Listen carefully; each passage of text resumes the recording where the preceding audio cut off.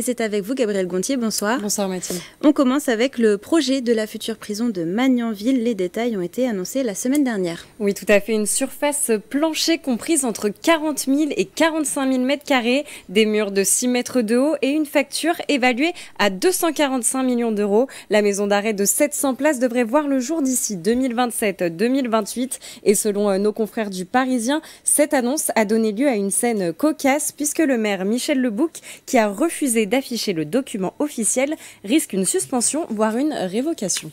La phase 2 de Parcoursup est sur le point de prendre fin.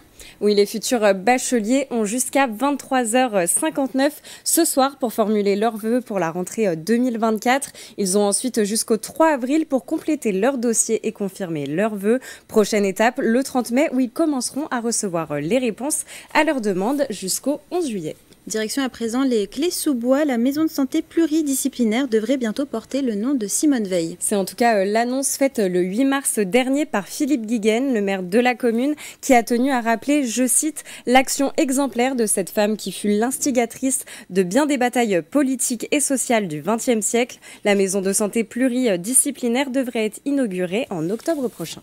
Ce week-end, les loges maçonniques de Saint-Quentin en Yvelines organisent une conférence, Gabrielle. Oui, et le thème « La République jusqu'au bout ». Les loges maçonniques de Saint-Quentin en Yvelines proposent ce rendez-vous dans le cadre d'Utopia Masonica, manifestation promue par le Grand Orient de France, première loge maçonnique en France. Elle se déroulera le 16 mars, vous l'avez dit, à 15h30 à Manille-les-Hameaux.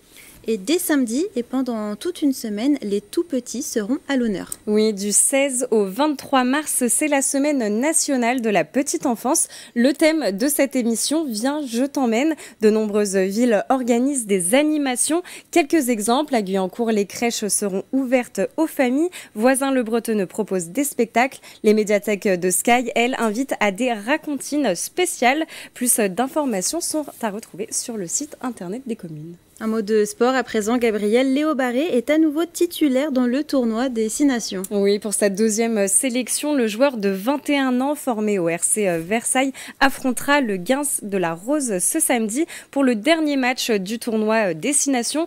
Coup d'envoi à 21h au Groupama Stadium de Lyon. Eh bien, félicitations à lui aussi. Enfin, Gabrielle, on termine avec une information de TV78. Le golf national de Guyancourt a accueilli un joueur un peu particulier. Oui, très particulier même, on peut le dire Mathilde, puisqu'il s'agit de l'ancien président américain Barack Obama. Il a pu se tester sur le 18 trous du parcours guyancourtois. Selon nos sources, il aurait même apprécié l'expérience. Eh bien, merci beaucoup, Gabrielle Gontier, pour toutes ces informations. Et comme d'habitude, si vous aussi, vous voyez une image ou une information qui vous a marqué près de chez vous, n'hésitez pas à nous la partager sur les réseaux sociaux en utilisant le hashtag 78news.